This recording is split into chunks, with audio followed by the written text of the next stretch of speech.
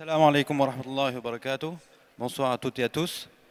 Bismillah ar-Rahman ar-Rahim, wa salatu wa salam ala rasulihi nabi al-Karim. Donc, on va essayer de faire le point. D'abord, je remercie les organisateurs pour cette belle manifestation dans cette région du Val d'Oise. Ça nous change un peu du 93, donc c'est très bien. On va essayer de faire un peu le point sur effectivement l'état des lieux de la finance islamique ici en France. L'état des lieux de la finance islamique ici en France, aujourd'hui et demain. Qu'est-ce qu'on peut faire concrètement aujourd'hui? Qu'est-ce qu'on peut espérer pour demain? Mais surtout, quel rôle on doit tenir dans ce marché? Alors en quatre parties rapidement, on a à peu près une petite demi-heure. Donc un rappel sur la vision de l'économie selon l'islam. Ensuite, on va essayer de voir l'éthique musulmane appliquée au marché français et notamment dans tout ce qui est services financiers. Ensuite, des exemples concrets de solutions éthiques pour les consommateurs musulmans en France. Donc on ne parle pas... Alors bien sûr, souvent on entend que la finance islamique, ça existe en Angleterre, ça existe dans le Golfe, en Asie, etc. Là on va essayer vraiment de prendre des exemples concrets ici en France, parce qu'on a la chance d'avoir déjà contribué à un certain nombre de choses qui existent. Et ensuite, vraiment passer à vous, parce que c'est bien d'attendre que des gens parlent de la finance islamique et parlent de grandes théories, mais le plus important, c'est quand même vous comme acteur, comme consommateur. Alors d'abord, souvent, on a différentes attentes, ce qui est légitime. En tant que père de famille, mère de famille, en tant qu'étudiant, etc., on a souvent des attentes. On voudrait acquérir une maison, acheter une voiture, financer son entreprise, etc. Mais souvent, vous voyez la publicité, on nous vend des rêves. On nous vend la maison de vos rêves, la voiture qui va vous propulser loin, toutes sortes d'assurances, etc. Donc la question est de savoir, est-ce que ces rêves-là, finalement, est-ce qu'ils sont possibles pour nous, musulmans ici en France, par rapport à notre éthique, par rapport à ce que l'islam nous enseigne, par rapport aux règles et aux droits musulmans. Finalement, ce que nous dit l'islam, c'est vraiment du bon sens. C'est très simple, très basique. Il nous dit, il n'y a pas de problème de faire toutes sortes d'acquisitions, de faire toutes sortes d'investissements, d'épargne, à condition de respecter un certain nombre de règles. Et ces règles sont très simples, elles sont dans le Coran et ensuite étayées dans le hadith. Et il y a un principe de base qui gouverne à ce qu'on appelle le fiqh mu'amalat, le fiqh de tout ce qui est transactions commerciales, relations sociales, etc., à l'opposé du fiqh ibadat, qui gouverne davantage notre adoration par rapport à Allah subhanahu wa ta'ala. Autant donc dans le fiqh ibadat, il y a tout un ensemble de règles qui sont normées, qui sont précis et qui sont, comme on le sait, qat'i, c'est-à-dire ce sont des règles figées qui ont été discutées et qui sont étayées par le prophète sallallahu alayhi wa sallam parmi les nombreux hadiths, ses paroles, ses actes, etc. À l'opposé, dans le fiqh mu'amalat, on n'a que quelques interdits. Et le principe dit qu'en dehors de ces interdits, tout est possible. Donc du moment que vous ne tombez pas dans ces interdits, et on verra que par exemple le riba, l'intérêt est un interdit très fort, en dehors de quelques interdits, tout est possible.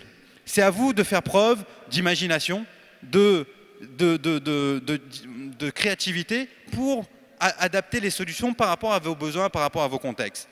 Et ce que rappelle l'islam, c'est que, et notamment lié à cette notion parce qu'on parle de la finance, on peut effectivement faire référence à la banque. La banque est un outil dans le système financier. Au-delà du système financier, il y a l'économie. L'économie, c'est tout ce qui gouverne les moyens de production. La finance, le but de la finance, c'est quoi? C'est davantage de faire circuler les capitaux. On a tendance à faire l'analogie que la finance, le capital, c'est un peu comme le sang dans le corps humain, il doit circuler. Et c'est le cerveau qui est comme l'économie qui gouverne à tout ça, qui alimente les différentes parties du corps. Donc de la même façon, dans l'islam, en ce qui concerne la finance, il n'y a aucun problème de travailler sur la finance, sur des mécanismes financiers, mais à condition que tout ce qu'on retire comme profit, tout ce qu'on retire comme rémunération soit lié à une activité réelle. Tout est là, activité réelle. Et ça nous fait rappeler un débat aujourd'hui qui est vif, qui est la finance est déconnectée de l'économie réelle. Pourquoi on arrive à des crises importantes aujourd'hui dans le monde occidental, mais aussi partout dans le monde?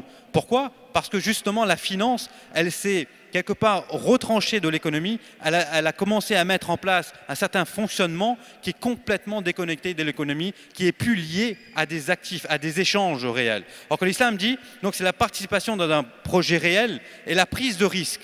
Donc forcément, quand on entreprend quelque chose dans l'économie réelle, que ce soit au niveau des matières premières, que ce soit au niveau des marchandises, des immeubles, etc., on prend un risque. On prend un risque de la propriété. Donc la propriété est toujours liée à le risque et c'est ça qui justifie la rémunération. Donc le problème n'est pas dans la possession matérielle. On peut acquérir des biens, on peut acquérir des voitures, des maisons, des machines, etc. Mais c'est dans la responsabilité de l'acte. Qu'est-ce qu'on en fait? Quel usage on en fait? On n'est pas, et tout ça est lié aussi à l'intention. On reviendra à l'acte de l'intention. Généralement, pour pouvoir acquérir ces biens, on a besoin de passer par une certaine forme d'endettement. Donc là aussi, l'islam ne condamne pas l'endettement. Autant l'islam ne condamne pas le profit, la recherche du profit du moment que c'est fait selon les règles du droit musulman et selon la responsabilité qui va avec, autant sur l'endettement, il n'y a pas de souci, du même moment qu'on respecte les règles de la dette. Et vous savez que dans la dette, dans le Coran, vous avez le plus long verset du Coran, Ya ayyuhalladhina amanu idha tadayantum bidaynin ila ajalin musamman faktubuh. Tout ce verset qui fait plus d'une page et demie concerne justement les transactions commerciales et les dettes. C'est pas pour rien que dans l'islam, on a consacré beaucoup d'importance aux dettes. Pourquoi? Parce que derrière la dette, c'est pas un acte anodin. Autant les banquiers et le marketing veut nous vendre la maison de nos rêves, la maison, etc.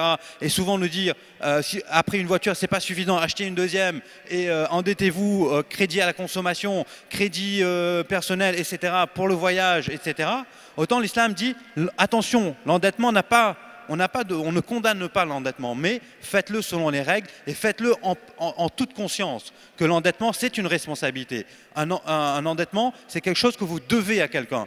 Et par principe de respect à ça, vous devez faire ce dont vous avez strictement besoin et ce que vous pouvez rembourser. Donc il n'y a pas de contrainte de proposer des solutions financières conformes à l'éthique musulmane, encore une fois, du moment qu'on respecte l'éthique, respecte le droit musulman, le fiqh mu'amalat. Maintenant, la question, c'est est-ce que c'est faisable? Est-ce que c'est compatible ici en France? Parce que souvent, on a tendance à dire « Ah oui, mais tout ce qui est finance islamique, banque islamique, ça existe en Angleterre, mais ici en France, jamais. C'est impossible, le gouvernement ne veut pas, les politiques ne veulent pas, etc. » En fait, il y a différents niveaux. Il faut séparer les choses. Au centre de ce diagramme, vous avez au niveau de la société. Finalement, c'est très symbolique de notre position dans la société française.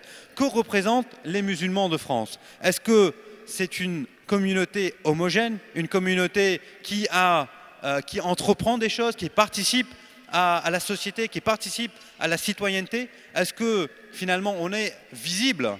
Souvent, on discute avec des banques, des politiques, le gouvernement, etc. On a eu l'occasion souvent de travailler dans des commissions avec le ministère des Finances, etc. Souvent, ils nous disent « Ouais, mais les musulmans, de quoi vous nous parlez, banque islamique, finance islamique ?» Les musulmans, ils n'ont pas besoin de ça. Personne ne nous demande.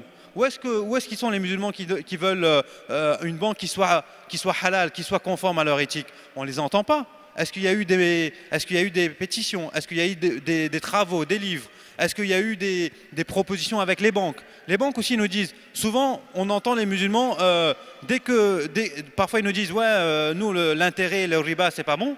Mais après on leur parle de telle ou telle personne qui le fait, leur voisin, ou alors il y a tel soi-disant fatwa, etc. Et donc ils se laissent prendre. Donc les banquiers, ils utilisent ça comme un contre-argument, contre nous, en disant, mais finalement les musulmans, pourquoi on va se casser la tête de proposer des solutions conformes à l'éthique musulmane quand on n'est pas sûr que le client musulman finalement il est là? Et ils nous disent aussi, regardez ce qui se passe dans le halal avec tous les problèmes qu'il y a. Donc finalement, on doit être visible. On doit être visible et on doit être solidaire pour représenter une force. Non seulement une force commerciale, pour dire que le consommateur musulman, il existe, mais aussi une force au niveau de la démarche, au niveau de dire on est là pour faire valoir nos droits. Et nos droits, c'est de pouvoir consommer, comme nos concitoyens français, des choses qui sont conformes à notre éthique.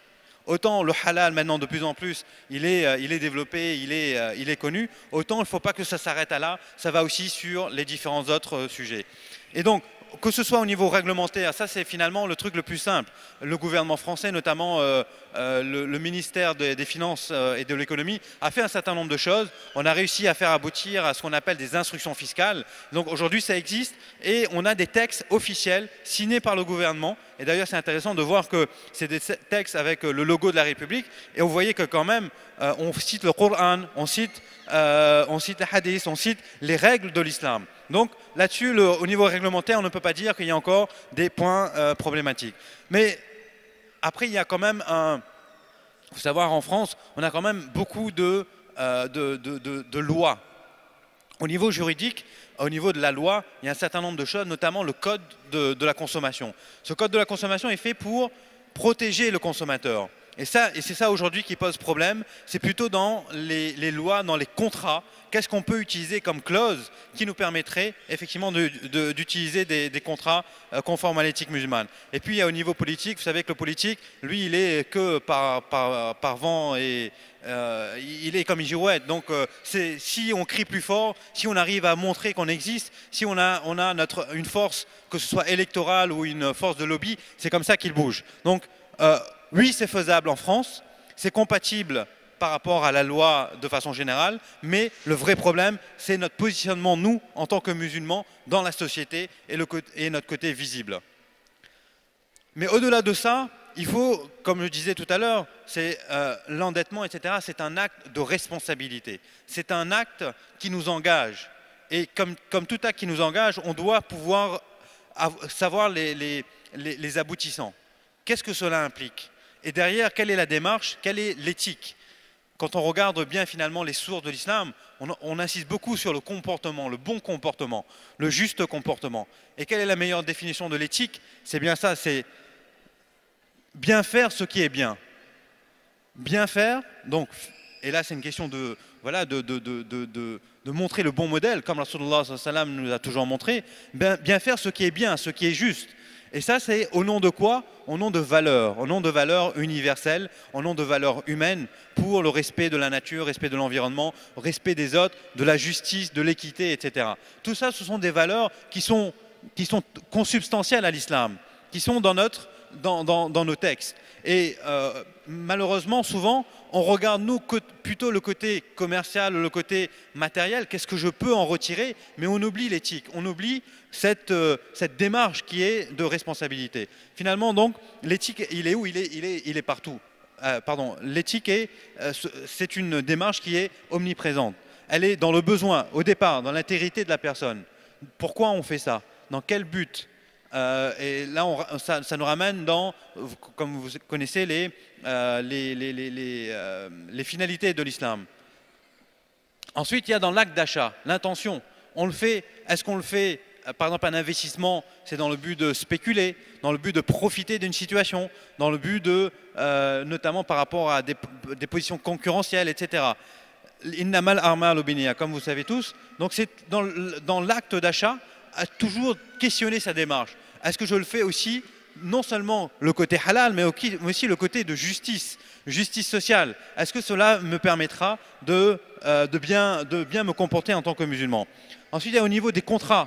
Ça, c'est très important. Parce que souvent, un exemple, par exemple, souvent qu'on prend, c'est le leasing. Tout le monde dit « Ah ouais, mais le leasing, c'est bien, parce que finalement, c'est la banque qui est propriétaire, elle nous met en location et on a une option d'achat. » Mais dans le leasing, c'est le concept est effectivement proche d'un contrat islamique qui s'appelle Ijara, mais quand on regarde le contrat, dans le contrat, on a beaucoup de clauses qui sont non conformes. Des clauses qui, par exemple, impliquent l'intérêt. Si vous êtes en retard, il y a des intérêts de retard. Des clauses qui impliquent l'assurance, qui impliquent un certain nombre de positions de faveur du financier par rapport au client. Et ça, c'est pas bien. Dans le comportement, les relations humaines, encore une fois, c'est dans quelle démarche on se situe. Est-ce qu'on est en respect par rapport à nos voisins? Est-ce que finalement la position matérielle de notre maison, de notre voiture, etc., est-ce que ça amène aussi une certaine cohésion sociale, cohésion d'ensemble? Tout ça fait partie de l'éthique. Et enfin, dans les finalités, au final, Si on doit faire tout ça, c'est pourquoi? C'est pas pour notre confort strict, c'est pas pour être plus riche. Enfin, on peut devenir plus riche, encore une fois, il n'y a pas de mal à ça. Mais être plus riche, pourquoi? Toujours dans la finalité supérieure qui est la satisfaction de Dieu, se rapprocher de Dieu. Donc toujours questionner son acte d'achat, est-ce que ça finalement, ça me rapproche d'Allah subhanahu wa ta'ala ou est-ce que ça me dévie? Est-ce que, comme on le sait dans le Coran, il y a plein de versets, Innama amwalukum wa awladukum fitna, et aussi Al-mal wal banouna zinatul hayatid dunya. Tout ça, vos biens, vos familles, les enfants, etc., ce sont des ornements.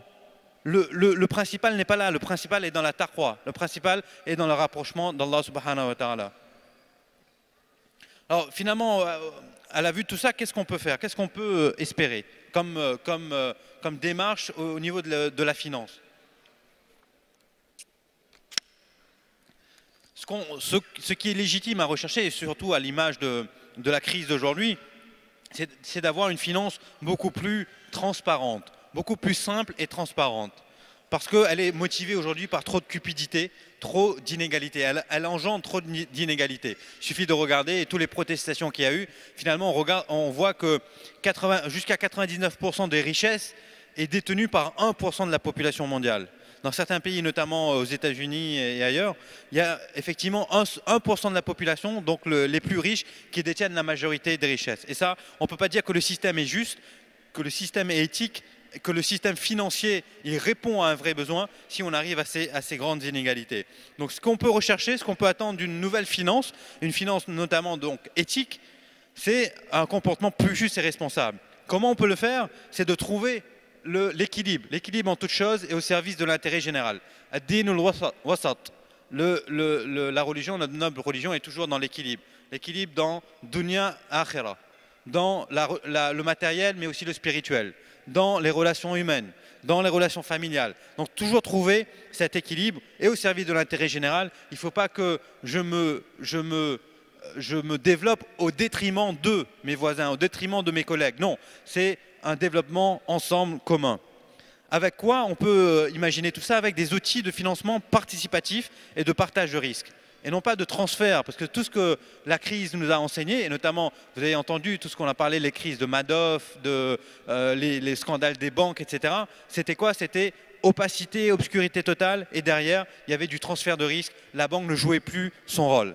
Et quelques règles simples, et ça, ce sont vraiment ce que nous enseignent nos textes, Coran et Sunna, c'est pas de spéculation, pas de maïsir, parce que la spéculation entraîne des comportements injustes au détriment d'autres, notamment la vente sans possession, vendre quelque chose sans l'avoir déjà en possession, en détention. Le prophète sallam disait ne pas vendre le petit de la chamelle qui n'est pas encore né, qui est dans le ventre de sa maman. Pas d'équivoque, tout ce qui est halal, donc incertitude, aléa, flou. On met exprès des choses qui ne sont pas claires dans les contrats pour arriver à la déception de l'autre. Et enfin, pas d'enrichissement sans cause. Et là, c'est vraiment dans la définition de riba. Qu'est-ce que l'intérêt? L'intérêt, c'est bien un enrichissement sans vraiment travailler, sans apporter une valeur ajoutée réelle en faisant appel à un facteur de production. Et au final, quand on parle de finance islamique, de banque islamique, etc., on revient à des choses très simples, basiques, fondamentales. C'est de revenir, comme le verset du Coran nous le dit, le verset 275 de la Surah Baqara, wa ahallallahu al-bay'a wa harrama ar-riba. Et Allah a autorisé le commerce et il a interdit le riba, donc l'intérêt.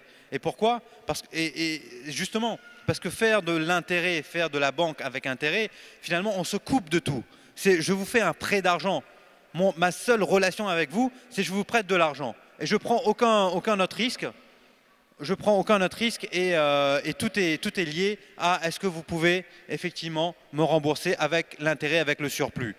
Or qu'au final, l'éthique musulmane dans l'économie, c'est revenir au fondement du commerce. Il faut faire le commerce. Le commerce, c'est la meilleure des choses. Le prophète sallam lui-même était un commerçant, un trader. Il allait en Syrie vendre des marchandises avec la caravane. Et ça nous ramène aux conditions de base pour la validité d'un échange, d'un contrat, qui est l'existence de la marchandise qu'on vend.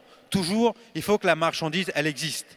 Je ne peux pas vendre, par exemple, je vous dis, ok, je vais vous vendre, je dis n'importe quoi, un avion qui n'est pas encore,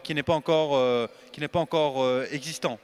Non, la marchandise doit exister. Après, on a des exceptions sur, par exemple, construire une maison qui n'existe pas.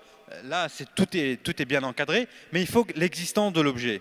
Ensuite, il faut que j'en ai la propriété. Moi, avant de pouvoir vous le vendre et avant de pouvoir justifier une rémunération, comme on a vu tout à l'heure, c'est dans la participation d'un projet réel que la rémunération est possible. Donc, il faut que j'ai la propriété du bien. Et ce qui nous ramènera aussi pour l'achat de maison, comme exemple tout à l'heure. Ensuite, la livraison, il faut que je puisse commencer à me faire payer une fois que j'ai livré la marchandise. Avant, ce n'est pas possible parce que je ne suis pas sûr de respecter mon engagement. Qu'est-ce qui fait que je vais déjà commencer à encaisser de l'argent, mais si demain je ne peux pas livrer, ça va créer des conflits, ça va créer des problèmes.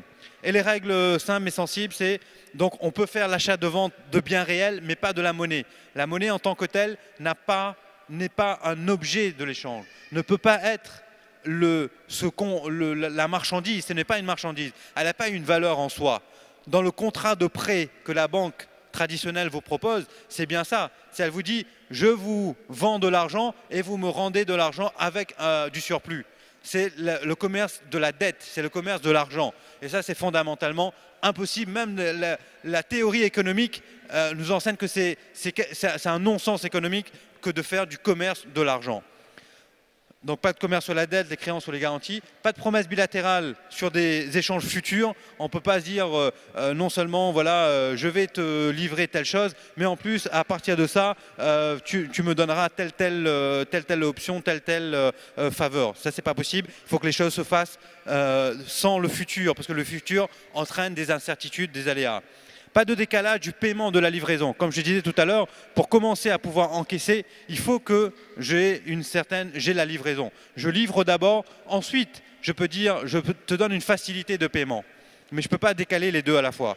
Bien choisir le modèle de contrat pour les besoins de l'échange. Et ça, c'est la richesse de l'islam, c'est qu'on n'a pas la différence du système traditionnel, c'est que quand vous discutez avec une banque, une assurance ou un fonds d'investissement, toujours il va vous proposer un contrat où il y a l'intérêt dedans.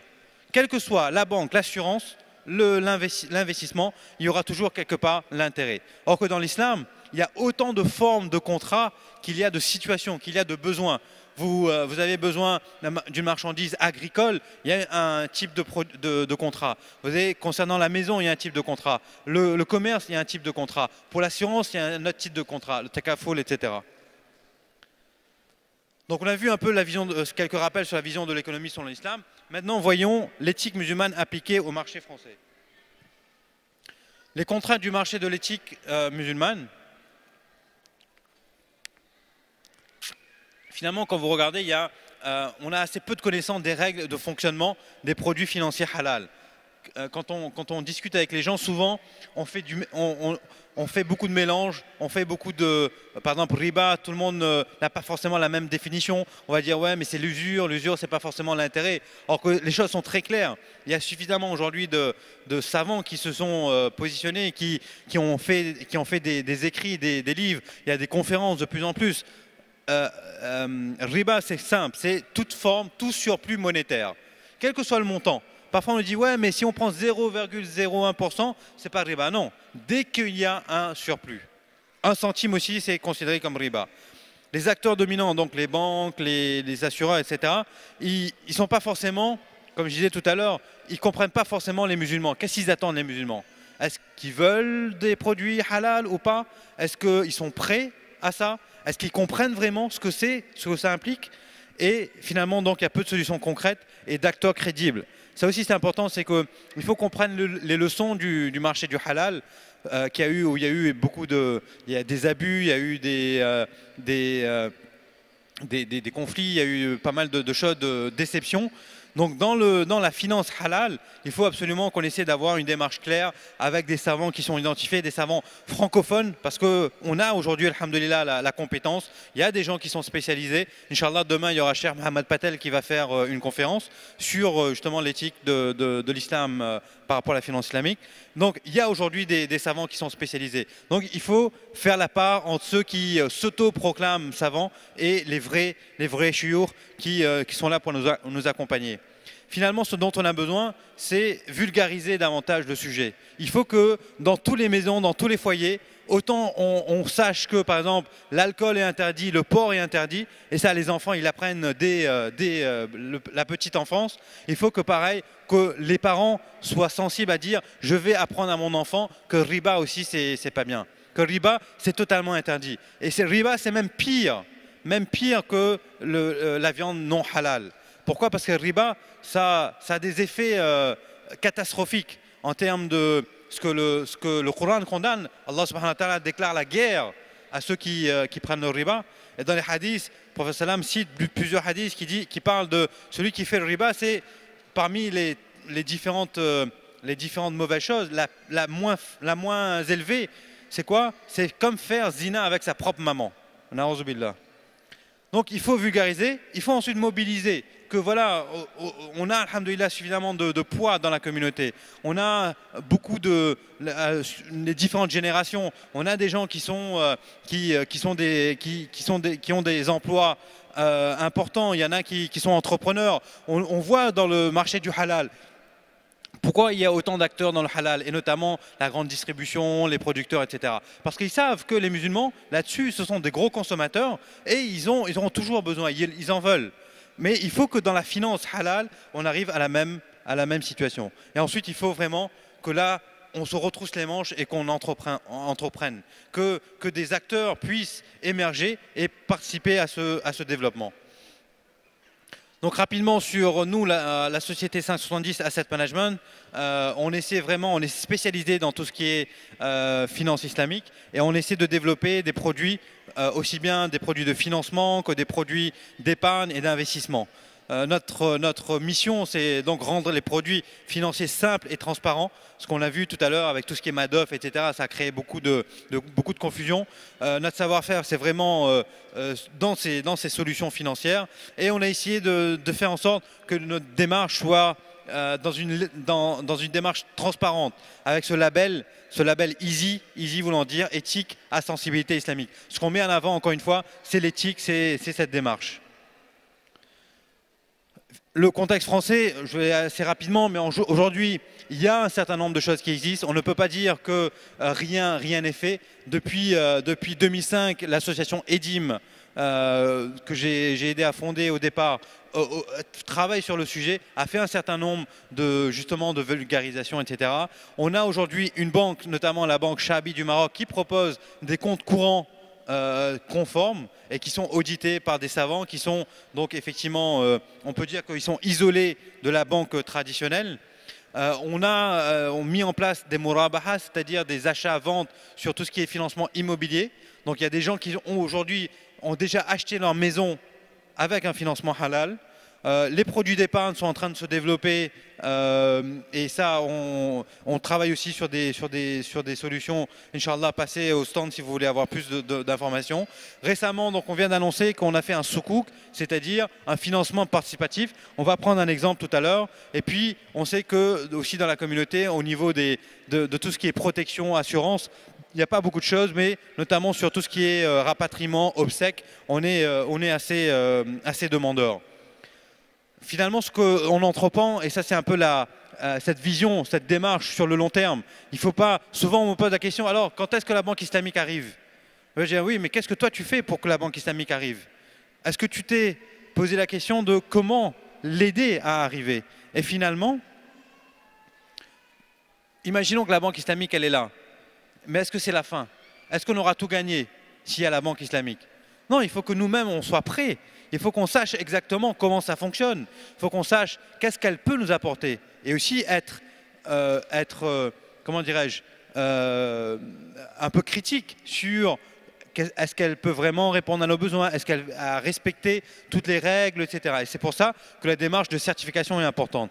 Finalement, ce qu'on peut imaginer, ce qui est possible de faire, tout ce qui est crédit immobilier, donc ça, alhamdoulilah, c'est déjà en place. Les soukouks pour le financement des PME, ça c'est aussi en place. L'épargne, c'est ce qu'on est en train de développer. Takaful, donc c'est tout ce qui est assurance. Donc on est en train de travailler dessus. Et ensuite tout ce qui est pour les professionnels, les PME et notamment tout ce qui est voiture aussi. Ça c'est un peu la démarche. Vous voyez qu'on ne peut pas mettre des dates. Les dates ça dépend de nous. Est-ce qu'on est vraiment actif pour pouvoir montrer qu'on existe, montrer qu'on veut ces solutions. Jusqu'à aujourd'hui, le marché il a assez peu développé parce que justement il n'y a pas encore suffisamment de dynamisme, il n'y a pas suffisamment d'attente de la clientèle musulmane. Et ça, il ne faut pas oublier, au-delà des aspects techniques, des aspects des produits, que derrière, il faut que ça s'accompagne avec ce qu'on appelle les 3 P. Généralement, vous avez entendu peut-être parler des 3 P dans la banque, c'est le partage des pertes et des profits, mais il y a aussi tout ce qui est pédagogie, et ça on essaie de faire en vulgarisant avec des BD. Il y a le partage, parce qu'il ne faut pas oublier que faire de l'investissement, faire de l'épargne, faire du financement immobilier, tout ça c'est très bien, mais derrière, il ne faut pas oublier le partage avec les autres, notamment la zakat.